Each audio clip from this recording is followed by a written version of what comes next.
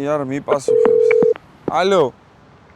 გაუმარჯოს ბესიკი ძმაო. გაუმარჯოს. რომელი ხარ? კი, აი, მე ის ბიჭი ვარ, შენგან რო უთო წავიღე ძმაო. აბა როგორ მოგწონს?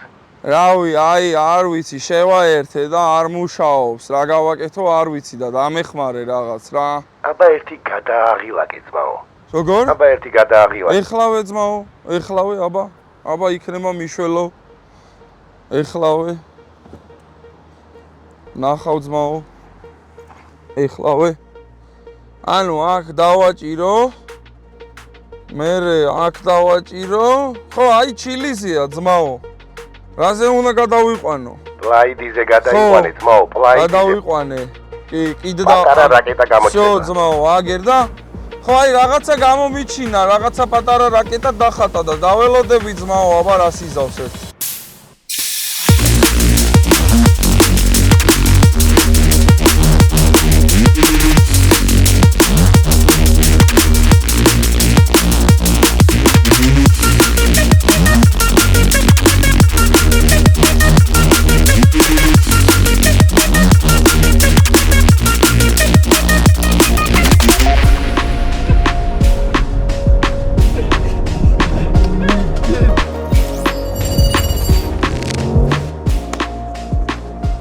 მოგესალმებით. მე ისევ და ისევ გიორგი ქავთარაძე ვარ. თქვენ ისევ და ისევ უყურებთ Rush Drives.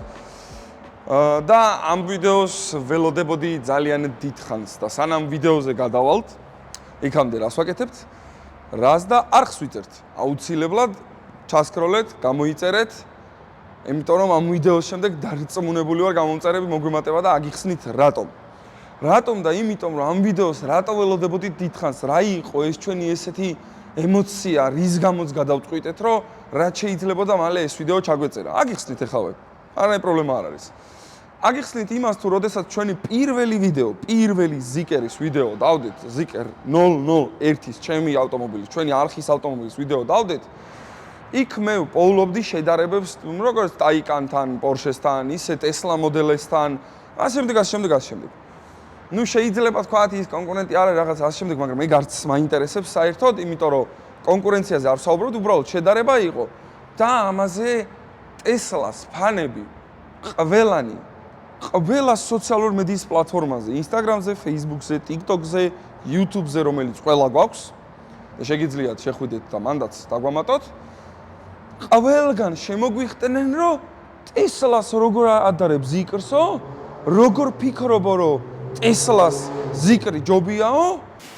Tesla. ფიქრობ კი არა, ვიცი. და ამაზე ძალიან ბევრი შეგვიძლია რომ ვიდაოთ, ძალიან ბევრ ასპექტში, მაგრამ მაინც დავამტკიცებ იმას, რასაც ვიძახი და რას ვიძახი.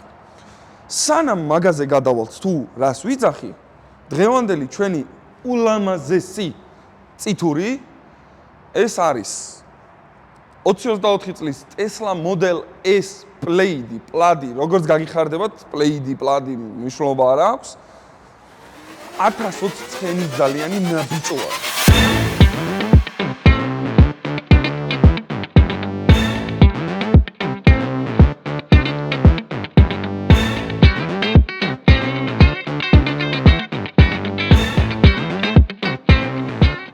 ეს ავტომობილი სპეციალურად არ წამოვიყვანე უფრო ადრე, ვიდრე ჩვენ მოგყავს ხოლმე ჩვენი მეგობრებისგან ავტომობილები, გუშინ ღამით გვიან წამოვიყვანე, რომ პირველი ემოციები, რომელიც მექნებოდა, რომელიც რა თქმა უნდა უფრო მძაფრია, ვიდრე დიდხანს რო ყავს ეს ავტომობილი, მინდოდა ეს ემოციები გადმომეცა.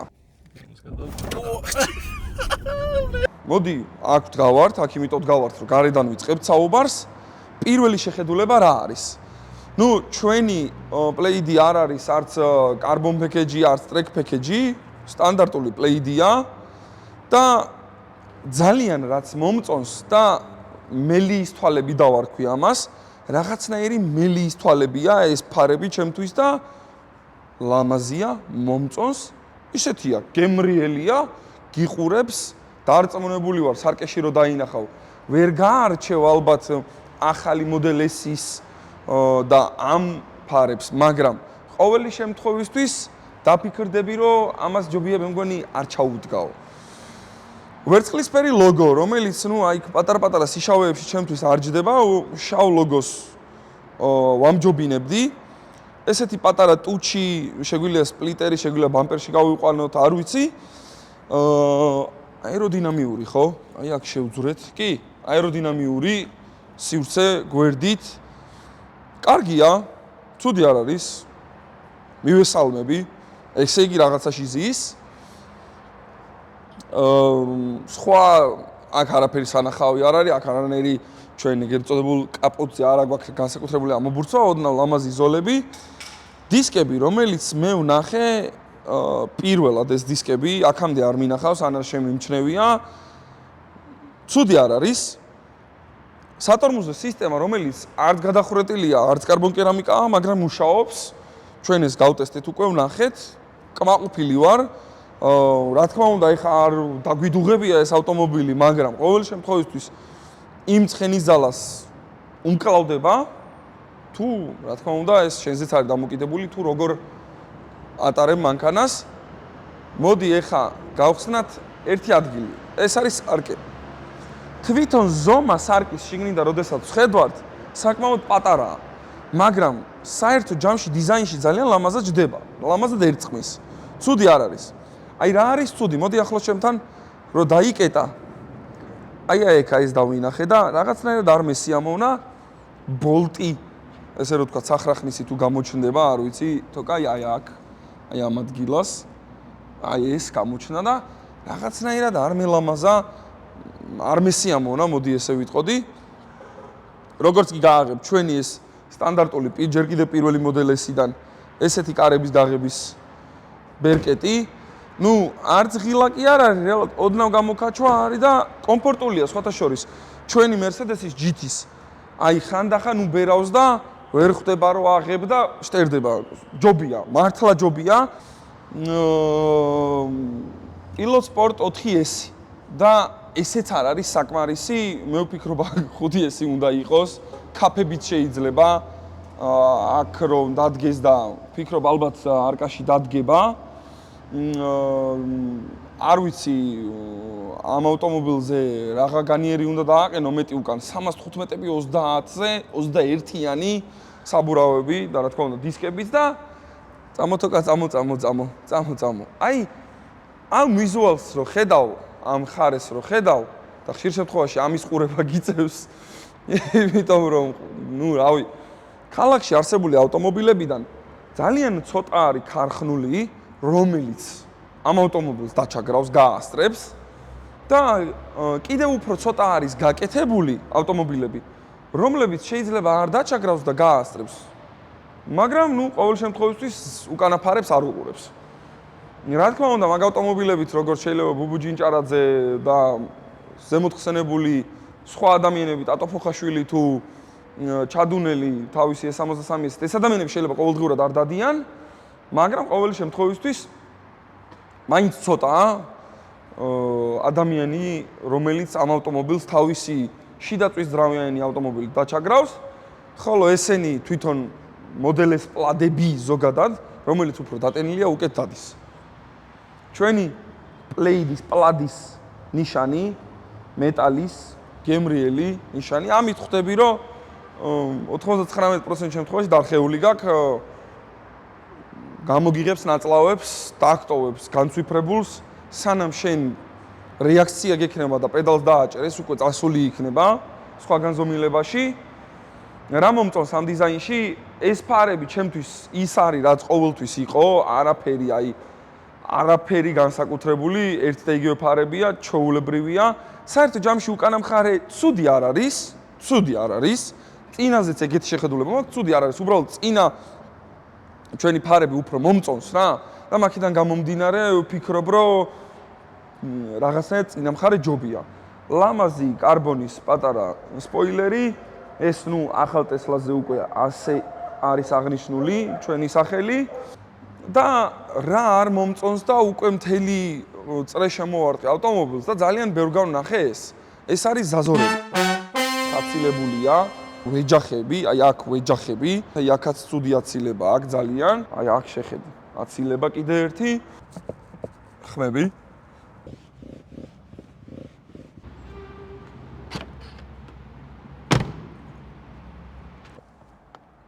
ესეც ისე მოძრაობს, აი გეგონება, გეშლება მანქანა, ან ძალიან დარტყმული იყო და ეს მთელი აბიუკა თავიდან გაკეთებული, ანუ საშინელებაა ეს. ეს კატასტროფაა, ეს როგორ შეიძლება? ანუ რავი, არ ვიცი რომელ ავტომობილში ხდება, ეს პრიუსში ან ხდება ესეთი რაღაცეები. და რავი, ახლა არ შევადარებ ფასებში და არ შევადარებ ბრენდში და მოდელში ავტომობილს. აი აქ რაღაც რეზინაა საერთოდ ამოვარდნილი, აი ესა, აქ ბევრად დიდი სივრცეა ვიდრე მეორე მხარეს, ბევრი რო არ ვისაუბრო, ესეთ მნიშვნელოვან დეტალებს ძალიან ბევრს ვიპოვი ამ ავტომობილზე, მაგრამ არ ვაპირებ კიდევ ერთხელ განხილვას მარტო მაგის, მაინტერესებს რეალურად ის თუ რის გამო დამიწერეს ის კომენტარები, რომ სადაა ზიკრს ეგ ხარისხი, რანაირად არის ზიკრი უკეთესი სალონით. ანუ თუ ჩვენი ზიკრის ვიდეო არ გინახავთ, შეგიძლიათ ამ ვიდეოს შემდეგ გადახვიდეთ, პირველი ვიდეოა ჩვენ არხზე რაც დადებულა და ნახოთ ჩვენი ზიკრის ინტერიერი. ეხლა წამოდი შევიდეთ შიგნით, შევძვრეთ და დავათვალიეროთ შიგნიდან მეტნაკლებად. აქაურობაც ვნახოთ ერთი შეხედვით, საჭე რომელიც ასევე მინიმალისტურია, მე ზოგადად მივესალმები რაღაცა სიახლეებს. არ მაქვს პრობლემა, თუ მიჩვევადია. გუშინ, როდესაც დავჯექი მე ამ ავტომობილზე, დავამუღამე, რომ ყველაფერი, მაჩვენებლებიც, სიგნალიც, ფარებიც, ანუ ეგრეთ წოდებული დალნის მაჩვენებლები, აქ არაფერი არ გვაქვს, აქ სიცარიელია, ყველაფერი მაქვს აქ.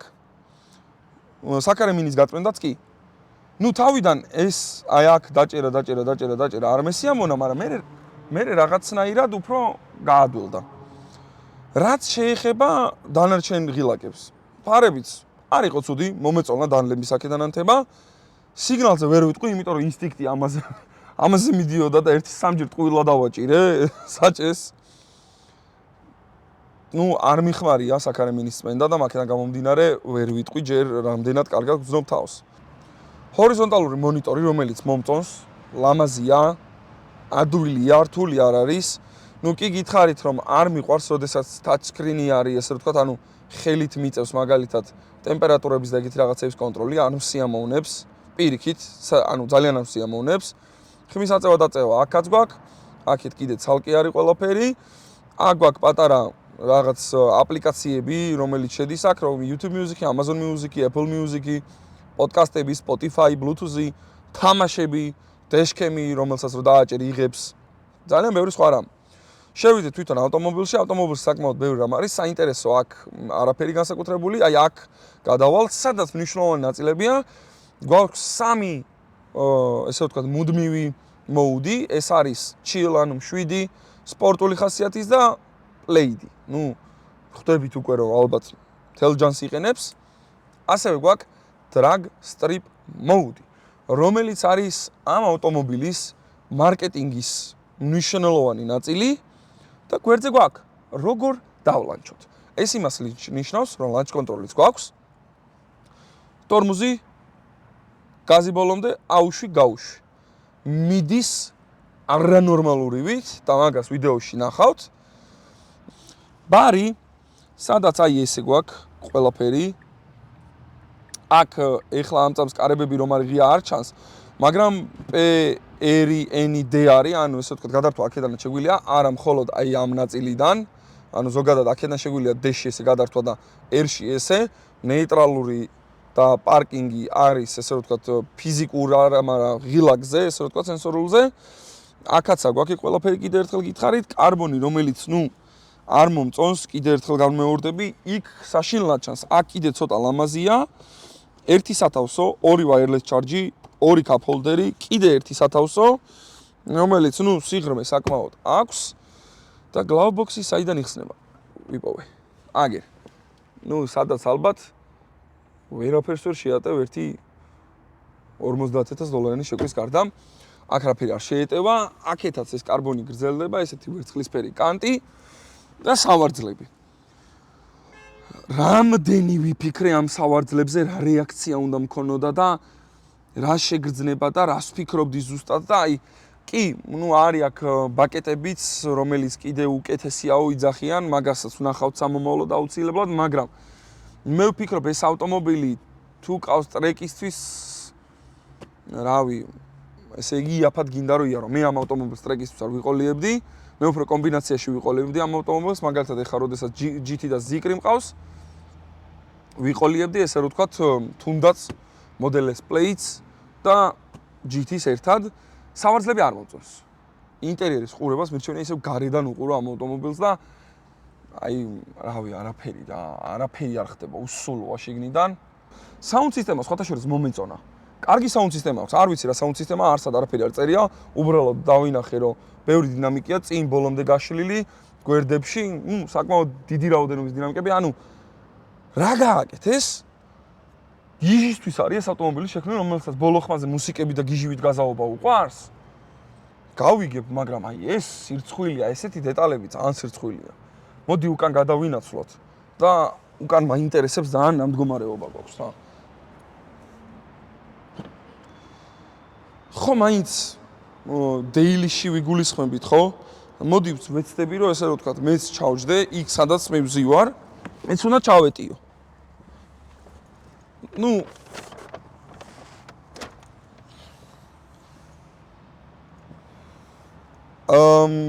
ვეტევი, აი, როგორც კი თავს ვასწორებ, თმა მომენტალურად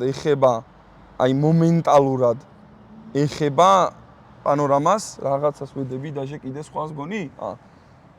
ხო, არა, პანორამას ვეხები, ვერ ვეტევი, აქ ეხა ჩემზე წინ თუ ვინმე მიწევს სკამს უკეთესად დაეტევა, რაც სასიამოვნოა, მაგრამ ამჟამად არ მომწონს, ძალიან მოკუნტული ვარ. რავი, მაინც სედანი ქვია, მაინც 4 ადგილი აქვს და ჩვენს ეს უნდა ვნახოთ ხოლმე აუცილებლად. აქ მეორე პლანშეტიც გვაქვს, რომელზეც უნდა რა თქმა უნდა რაღაც კონტროლები გვაქვს, როგორც სავარძლის კონტროლი, მუსიკა, თამაშები, ზოგადი ეგრეთ წოდებული სეტინგებს, რასაც ვეძახით. ბიჭო, ძალიან მინდა რომ კარგი ვთქვა, მაგრამ აი ამაზე კარგი როგორ უნდა ვთქვა? აი ამაზე კარგი როგორ ამას შეხედე. ანუ გადაღების პროცესში ეხლა რომ მივხვდი რომ ეს ყველაფერი ხდება აქ, ან ზაზორები, ან პლასმასები, ან ეს საზღრობა. ვაფშე გადაღებასაც არ ვაპირებ, ამას არც არანაირი მნიშვნელობა არ აქვს, შიგნიდან რა იქნება, მაგრად ვკიდია, იმიტომ რომ შიგნით რაც არ უნდა დაგხვდეს, ეს ავტომობილი არც მაგის ფასი ღირს, არც მაგის ნახევარი ღირს, რაც ღირს, არაფრად არ ღირს. კარგად იყავით.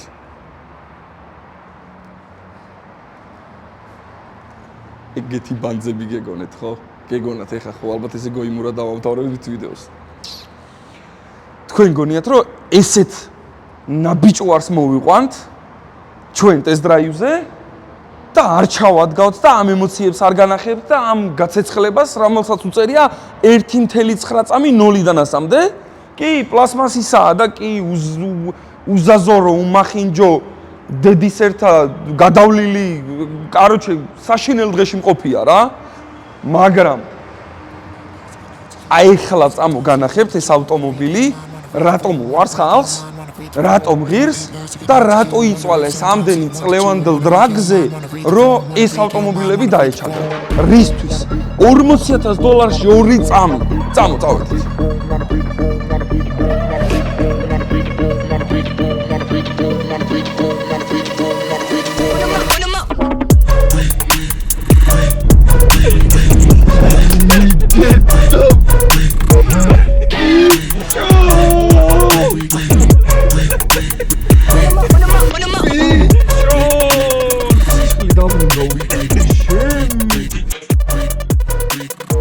მოკლედ ერთის გადმოვინაცვლეთ შიგნით და მინდა რომ რამოდენიმე მნიშვნელოვან დეტალზე გავამახვილო უბრალოდ ყურადღება. ემოციური თვალსაზრისით ძალიან ძლიერია, ადგილიდან მოწყვეტა სასწაული გრძნობაა და ეს გრძნობა სიამონებას გვრის. მაგრამ ჩემი აზრი არის, რომ ეს არის 15 წუთიანი გრძნობა, რომელიც ალბათ 1-5 დღის მერე გაივლის და აქ დარჩება მხოლოდ ის, რომ ხანდახან ვიღაცას რომ მოგინდება რომ ნერვები მოუშალო თავის ძვირიან და მაგარ მანქანაზე, ძალიან მოუშლი ნერვებს. აიმით დამთავრდება თქვენი ესე რომ ვთქვათ 1020 ცხენი, მაგრამ დამთავრდება ცოტა ცუდი ნათქვამია, უფრო ვიტყოდი რომ ყელში ამოგივათ ან დაიღლებით ან ასე შემდეგ. ბევრი იტყვის ალბათ ვინც ახლა პატრონია რომ ეგრე არ არის და ყველა მიცით რომ ეგრე არის, სადღაცას მოგბეზრდება, მაგრამ თავარი და მნიშვნელოვანი ამ შემთხვევაში შიგნიდან მინდა გადმოვცე ჩემი გრძნობა, როგორია, როდესაც ამ ავტომობილს მართავ. საჭე შეგიძლია სამნაირად, სამ სხვადასხვანაირად დააყენო. მინიმალური, ესე რომ ვთქვათ, წნეხი რო დაჭირდეს, მინიმალური ძალა რო დაჭირდეს მოხვევისთვის, ნორმალური რაოდენობის ძალა და უფრო მყარად რომ მოვკიდო და ესე რომ ვთქვათ, კარგად მოუხვიოს. რაც შეეხება თვითონ სიარულს, რბილია, პრემოდაკიდება მოქმედებს, ფაქტია და კარგად მუშაობს, მომწონს. 1-2 მძიმე გადასასვლელზე რო ვთქვა, რომ აი გამოტოვა და რბილად გადაიარა თქო მოვიტყუები, უფრო ვიგრძენით და არ გვესიამოვნა, ვიდრე გამოტოვა, მაგრამ საერთო ჯამში კარგია, სავარძლები არ მომწონს, უკეთესი შეიძლება, აი ბევრად უკეთესი შეიძლება. საჭე შესაგუებლად ცუდი არ არის, მე U საჭეს ეს მირჩევნია, არ მიყვარს ზემოდან რაღაცნაირად გონია რომ ხელი ამიცდება, არ მესიამოვნება, ერთხელ ვიჯექი და არ მომეწონა. ოღონდ სხვა ავტომობილზე ვიჯექი, უბრალოდ U საჭე ქონდა მასაც. ყველა ფუნქცია, რომელიც აქ უნდა იყოს ან სხვაგან სადმე არის გადმოტანილი აქ, ესე რომ ვთქვათ, ჩვენი მაჩვენებლები, ჩვენი განათება, ესე რომ ვთქვათ, ეგრეთ წოდებული დანი, სიგნალი, რომელსაც ესეთი ხმა აქვს და ასე შემდეგ. ეხლა სპეციალურად გავააქტიურე drag strip mode-ი, რომ აგიხსნათ ერთი მნიშვნელოვანი დეტალი, რომელსაც ამ მანქანის ყოლის დროს მიხვდებით. ავტომობილში, როდესაც გუშინ პირველად ჩავსხედით, მივხვდით, რომ Play-ზე როდესაც გადავრთე, აი აქ ანახეთ ორნიკი აუცილებლად, უბრალოდ Play-ზე როდესაც გადავრთეთ და პირდაპირ დავაჭირეთ, ავტომობილი იქცეოდა ძალიან არასტაბილურად, არათანაბრად, ანუ გრძნობდი რომ აი ეს რაღაცა ქანაობა ქონდა. მერე ჩემით მივხვდი რომ უნდა შემეცვალა რა. Steering weight-ი გადავიტანე heavy-ზე. რა თქმა უნდა, Play-დან გადმოვიყვანე drag strip mode-ზე და მაქსიმალური სპორტულობა, ესე რომ ვთქვათ, ჩაირთო და რაც მთავარი არის, medium-დან ჩამოვიყვანეთ low-ზე. ეს უნდა მოახდინოთ ან გაჩერებულზე ან დაბალ სიჩქარეზე, ისე მაინც არ მოგცემ საშუალებას, მაგრამ უკეთესია დაბალ სიჩქარეზე, რაც შეიძლება.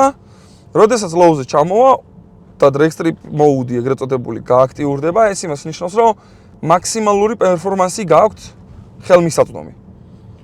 ეხლა ნახეთ. ამ მაქსიმალურ პერფორმანსში თქვენ იღებთ რას? აი ამას. რისი თქვა მინდა ამით?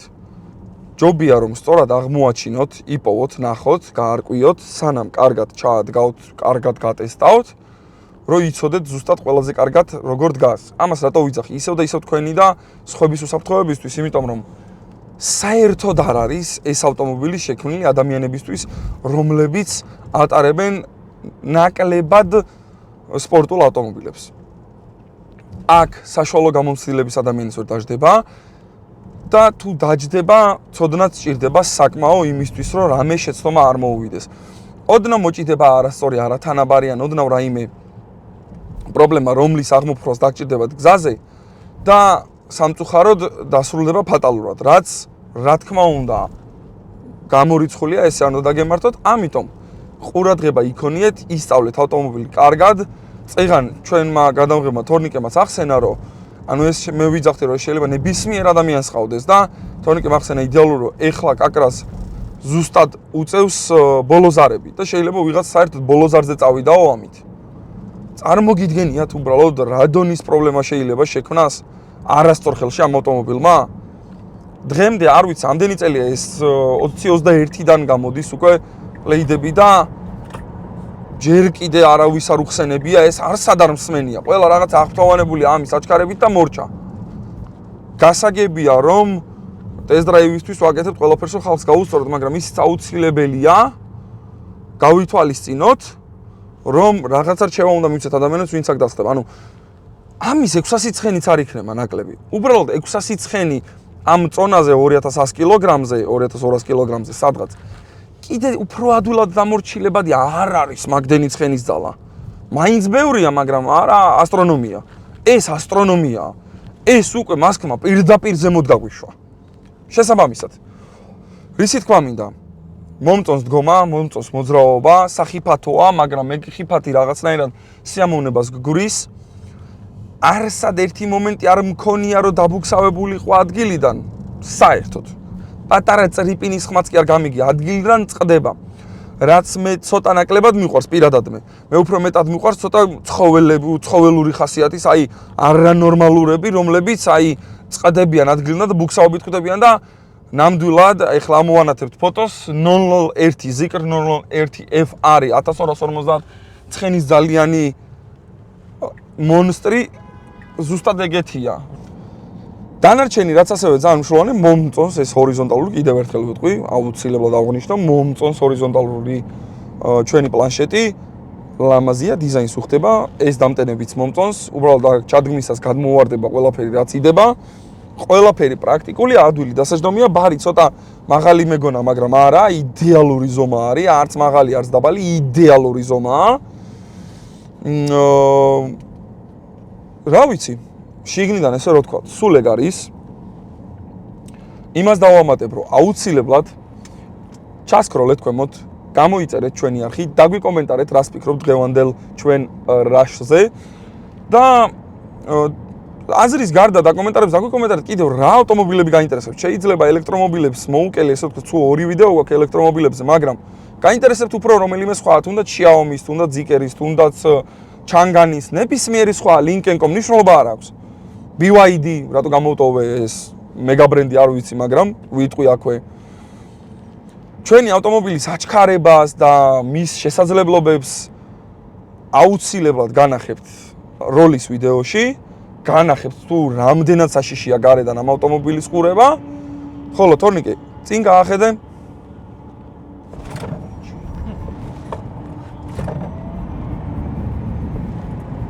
კატასტროფა.